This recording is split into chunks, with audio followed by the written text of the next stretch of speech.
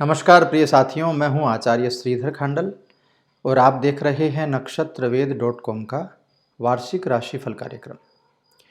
इस वार्षिक राशिफल कार्यक्रम में इस वीडियो में बात करने जा रहा हूं कन्या राशि और कन्या लग्न के जातकों के लिए कैसा रहेगा वर्ष 2022। इस 2022 के वर्ष में ऑल ओवर कैसी परिस्थितियां रहेंगी, फाइनेंस की क्या स्थिति रहेगी, नौकरी व्यापार की क्या स्थिति रहेगी, पारिवारिक जीवन क्या कहेगा,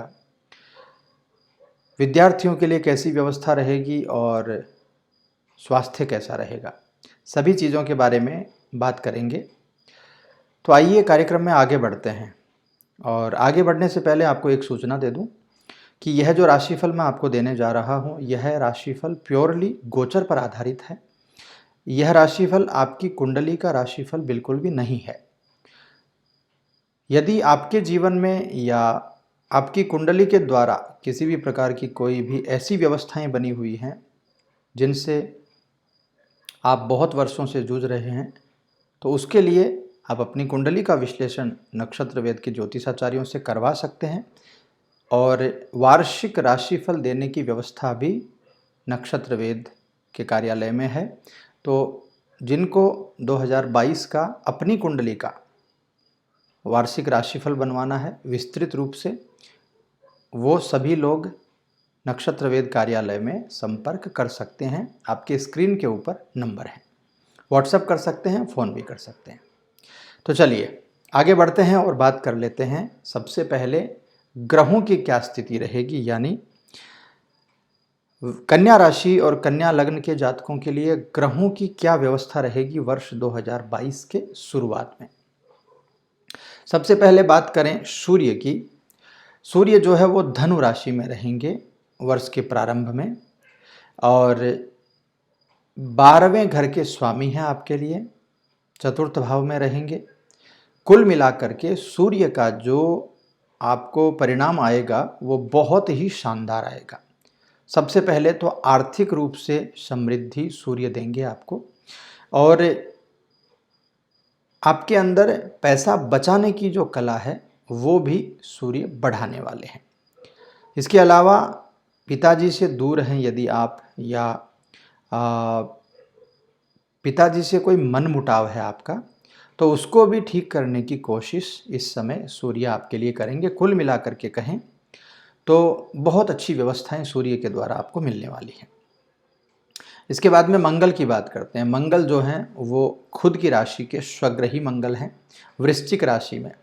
मंगल आपके अष्टम भाव और तृतीय भाव के स्वामी हैं और कुंडली में थर्ड हाउस में विराजमान हैं।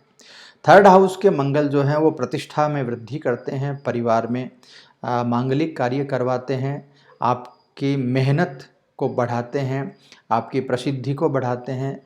कुल मिलाकर के मैं ये कहूँ तो विद्यार्थियों के लिए भी और कर्मचारियों के लिए भी, खास करके सरकारी कर्मचारियों के लिए कुल मिलाकर बहुत बहुत अच्छी स्थिति मंगल की भी रहने वाली है। इसके साथ ही एक माइनस पॉइंट भी है मंगल का, वो है आपको क्रोध ज़्यादा आ सकता है, आपको गुस्सा ज़्यादा आ सकता है। गुस्से के स्वभाव पर थोड़ा सा कंट्रोल करने की आपको इस समय ज़रूरत ज़रूर रहेगी। बुध की बात करते हैं। बुध जो है वो सम राशि के बुध हैं, यानी मकर राशि में, शनि की राशि में हैं। दसम भाव और लग्न भाव के स्वामी होकर के आपकी कुंडली में पंचम भाव में रहेंगे। पंचम भाव के बुध जो हैं सबसे पहले तो आत्मा को बहुत पवित्र करते हैं। बच्चे की जैसी आत्मा होती है ना, अंदर से सोचने विचारने की क्षमता को वो वैसा ही कर देते हैं। तो ये स्थिति बहुत अच्छी रहेगी। चरित्र बहुत अच्छा बन जाएगा, धैर्य ज़्यादा होगा, सदाचारी बनेंगे, सब चीज़ें बहुत बहुत अच्छी हैं। और संतान पक्ष को लेकर के भी अच्छी व्यवस्थाएं बनाएंगे।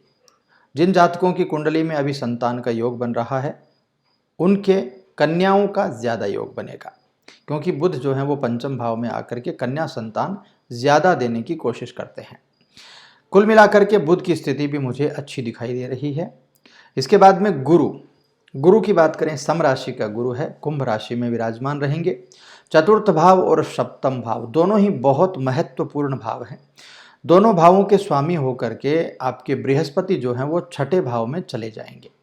छठे भाव में बृहस्पति के जाने का मतलब है आप अजात शत्रु हो जाएंगे। शत्रु यानी रोग, रिपु और ऋण, तीनों को ही ये मान लीजिए कि वो भगाने की कोशिश करेंगे।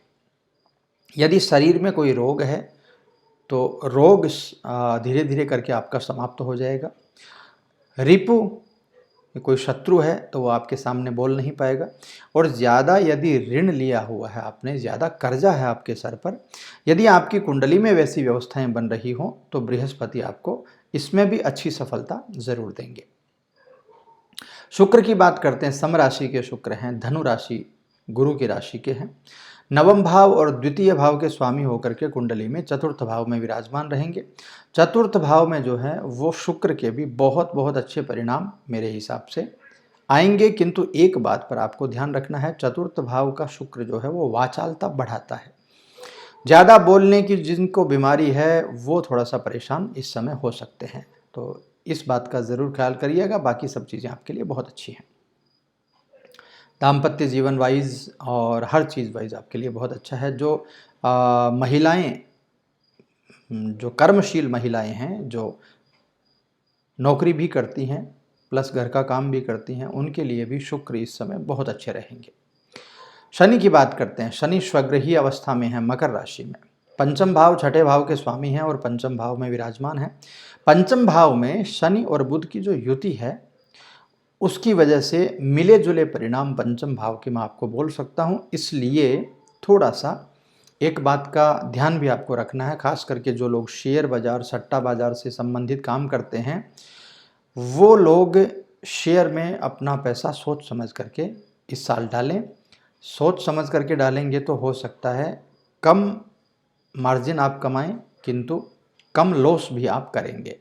यदि ज़्यादा पैसा, बड़ा अमाउंट डालेंगे, बिना सोचे समझे डालेंगे, तो शनि कहीं ना कहीं आपको बर्बाद करने की स्थिति पर भी ला सकता है। इसलिए इस बात का आप ज़रूर से ख्याल रखिएगा। विद्यार्थियों को शनि के वहाँ विराजमान होने की वजह से शिक्षा में व्यवधान आने के भी बहुत सारे चांसेस रहेंगे और शनि जो है वो आपको आलसी भी बनाएगा। यानी विद्यार्थियों को आलस ज़्यादा इस समय नहीं करना चाहिए। नवम भाव में राहु विराजमान है। राहु की जो स्थिति है नवम भाव में बहुत प्यारी मानी जाती है। भाग्य को बढ़ाने वाले होते हैं, भाग्य को अच्छा करने वाले होते हैं, चतुरता बढ़ाने वाले होते हैं और बहुत सारी यात्राएं करवाते हैं जो कि आपके भाग्य वृद्धि की यात्राएं होती हैं। तो राहु की परिस्थिति मैं अच्छी मानूंगा। और केतु की परिस्थिति जो है वो थर्ड हाउस में है। थर्ड हाउस में केतु की परिस्थिति में भी मिले जुले परिणाम ही मिलेंगे। तो ऐसे लोग जिन लोगों को नज़र जल्दी होती है, ऐसे लोग जो भ्रम की स्थिति में रहते हैं, जो ज़्यादा डरपोक हैं या सामाजिक भय जिनको रहता है, वो सभी लोग थोड़ा सा केतु से बच कर के रहेंगे तो ज़्यादा अच्छा रहेगा। तो ये परिस्थितियां हैं सभी ग्रहों की इस साल आपके लिए। अब चलते हैं और विस्तार से आपको बताता हूं कि क्या क्या व्यवस्थाएं कन्या राशि और कन्या लग्न वालों के लिए रहने वाली हैं इस वर्ष। सबसे पहले बात करते हैं करियर की, यानी नौकरी और व्यापार की क्या स्थिति रहेगी। जनवरी से मार्च और मार्च से जून के महीने तक का जो ग्राफ है आपके लिए वो बढ़ने वाला ग्राफ रहेगा। काफ़ी बेहतर परिणाम रहेंगे आपके लिए। हालांकि मई की शुरुआत का जो समय है वो, यदि आप नौकरी करते हैं और आप चाहते हैं कि आपका स्थानांतरण हो जाए, आप किसी अच्छी जगह पर या आप जहां चाहते हैं वहां पर आपका स्थान परिवर्तन हो जाए, तो वैसी व्यवस्थाएं यदि आपकी कुंडली में बन रही हों तो नौकरी करने वालों को स्थानांतरण की व्यवस्था भी जरूर से मिल सकती है। कुल मिलाकर के जनवरी से लेकर के जून तक का जो समय है वो काफ़ी अच्छा है, किंतु इस वर्ष में कुछ ऐसा भी समय आएगा जिसमें थोड़ा बहुत आपको निराश भी होना पड़ेगा। कई मौके ऐसे भी होंगे जिनमें बहुत बहुत अच्छी सफलता भी आपको मिलेगी। करियर वाइज देखा जाए तो नौकरी करने वाले लोगों के लिए पदोन्नति भी है और इंक्रीमेंट भी है, स्थान परिवर्तन भी है, करियर में काफ़ी तरक्की दिखाई दे रही है। कुल मिलाकर के नौकरी करने वालों को निराश इस वर्ष नहीं होना पड़ेगा। जो लोग व्यापार करते हैं, उद्योग करते हैं, उनको भी काम को चेंज करने की योजनाएं बन सकती हैं। जो काम अभी आप कर रहे हैं उसमें यदि आपको सफलता नहीं मिल पा रही है और यदि आपकी कुंडली में ऐसी व्यवस्थाएं बन रही हैं तो आप अपने काम को, अपने व्यापार को चेंज करने का मन इस समय बना सकते हैं। और जो पहले परेशानियां आपको आ रही थी उन परेशानियों से इस साल, इस वर्ष आपको बेहतर परिणाम ही मिलेंगे। वर्तमान में जो लोग बिजनेस कर रहे थे और बेरोजगार हैं उनके लिए भी बिजनेस की कुछ अच्छी व्यवस्थाएं बन सकती हैं। जो लोग बेरोजगार हैं उनको नौकरी भी इस समय मिल सकती है। आपके सहयोगी, आपके पार्टनर, आपके सहकर्मी भी इस समय बहुत अच्छी प्रकार से आपका साथ देंगे। आपके कदम के साथ कदम मिला करके काम करेंगे। आपके कंपनी में काम करने वाले जो लोग हैं वो भी आपको बहुत अच्छा काम करके इस समय देंगे। तो कुल मिलाकर के कहा जाए तो नौकरी और व्यापार दोनों ही कार्य करने वाले लोगों के लिए इस समय यानी वर्ष 2022 जो है वो उन्नति कारक वर्ष ही रहने वाला है। इसमें किसी भी प्रकार की कोई दो राय नहीं है। आगे बढ़ते हैं, बात करते हैं पारिवारिक जीवन की। पारिवारिक जीवन में जो शुरुआत का समय रहेगा वो थोड़ा सा मिश्रित परिणाम लेकर के आपके लिए आएगा, यानी मिला जुला परिणाम आपके लिए आएगा। शुरुआत थोड़ी सी कमज़ोर रहने वाली है पारिवारिक जीवन के लिए, वैवाहिक जीवन के लिए।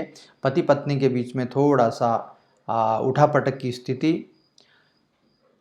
साल की पूरे की यदि बात करें तो पूरे साल में मध्य भाग जो है वो सामान्य रहेगा, अंतिम भाग जो है वो बेहतरीन परिणाम लेकर के आएगा और शुरुआत जो है वो थोड़ी सी कमज़ोर रहेगी।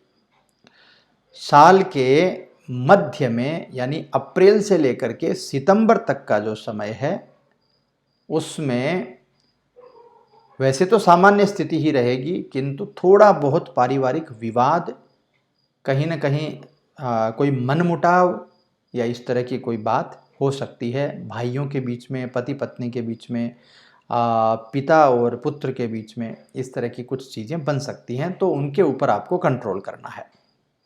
वर्ष की शुरुआत में परिवार का साथ जो है वो लेने के लिए थोड़ा सा ज़्यादा मेहनत करनी पड़ेगी। पारिवारिक संपत्ति से जुड़ा हुआ कोई भी विवाद है, चला हुआ आ रहा है, तो वो बढ़ सकता है। और यदि नहीं है और यदि आपकी कुंडली में मंगल की स्थिति अच्छी नहीं है तो पारिवारिक जीवन में कोई विवाद संपत्ति को लेकर के आपका बन सकता है। ऐसी भी व्यवस्थाएं दिखाई दे रही हैं। भाई बहन आदि का जो सहयोग है वो वर्ष के अंत में आपको मिलेगा, किंतु शुरुआत और बीच का जो समय है उसमें कहीं ना कहीं थोड़ी सी परिस्थितियां विपरीत हैं। इसलिए पारिवारिक जीवन को थोड़ा सा ध्यान में रख करके ही आगे चलने की आप कोशिश करिए। परिवार को साथ में जोड़ करके आगे बढ़ने की कोशिश करिएगा। इसके बाद में बात करते हैं आपकी आर्थिक स्थिति। ये बहुत ही महत्वपूर्ण पहलू है।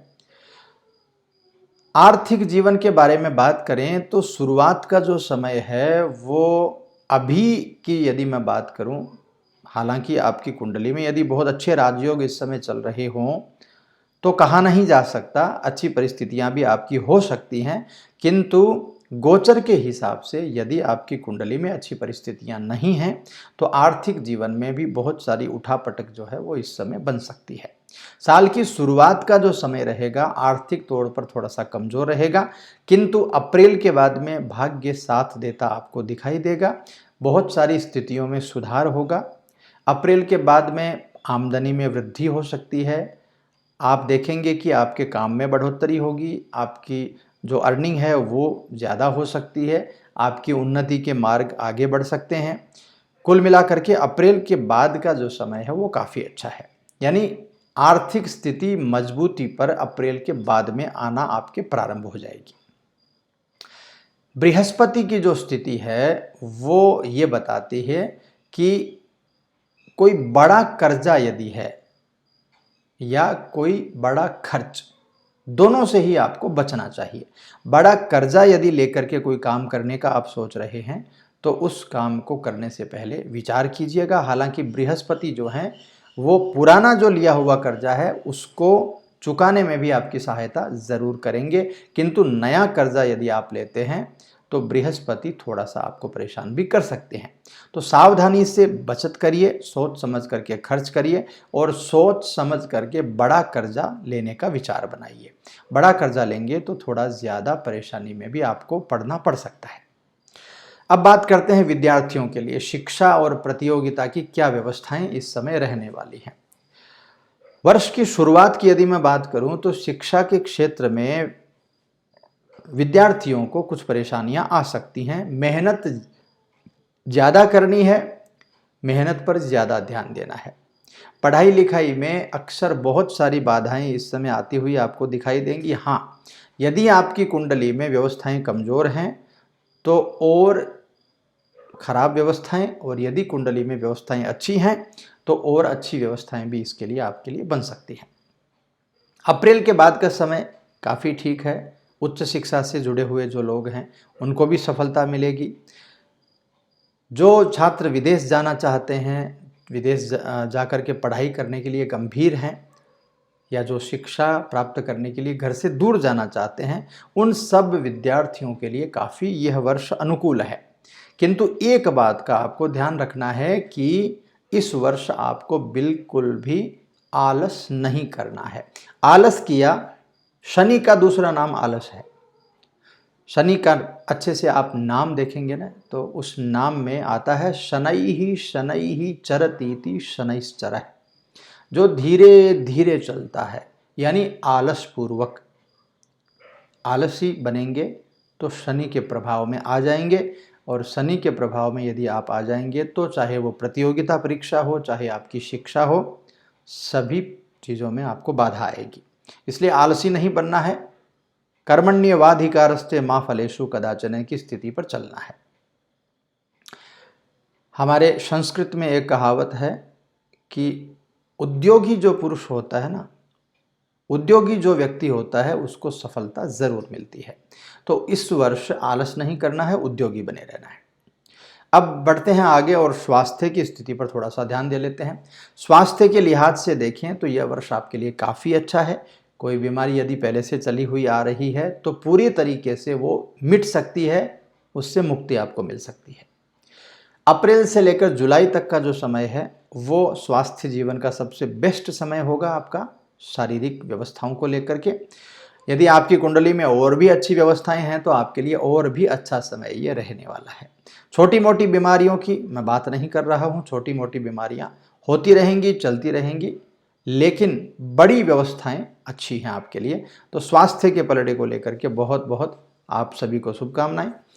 और अब मैं आपको बता देता हूं उपाय। देखिए, स्वामी ग्रह जो हैं आपके बुध हैं, तो सबसे पहले तो बुध इस वर्ष बहुत बहुत अच्छा करने वाले हैं आपके लिए। उसके लिए गणेश जी महाराज की उपासना खूब करिए। बुधवार के दिन भगवान गणपति को दुर्वा अर्पित कीजिए, हरी घास जिसको बोलते हैं। गौ माता को हरा चारा खिलाइए, हरी सब्जियां खिलाइए। गणेश अथर्व शीर्ष का पाठ बुधवार के दिन ज़रूर करिए, और गणेश जी को मोदक का भोग ज़रूर लगाइए। ये काम आप करते रहेंगे तो कन्या राशि के जो भी जातक हैं या कन्या लग्न के आप जातक हैं, दोनों ही परिस्थितियों में आपको कुल मिलाकर के अच्छी सफलताएं प्राप्त होंगी, और 2022 का वर्ष आपके लिए बहुत ही शुभ रहेगा। तो वर्ष 2022 के लिए नक्षत्र वेद परिवार की ओर से भी आपको बहुत ढेर सारी शुभकामनाएं। आपका यह वर्ष बहुत अच्छा रहे, बहुत उन्नति कारक हो, बहुत सारी आर्थिक समृद्धि आपको मिले।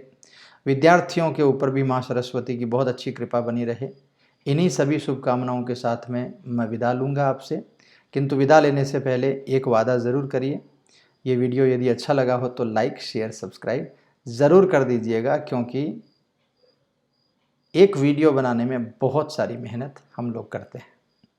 नमस्कार।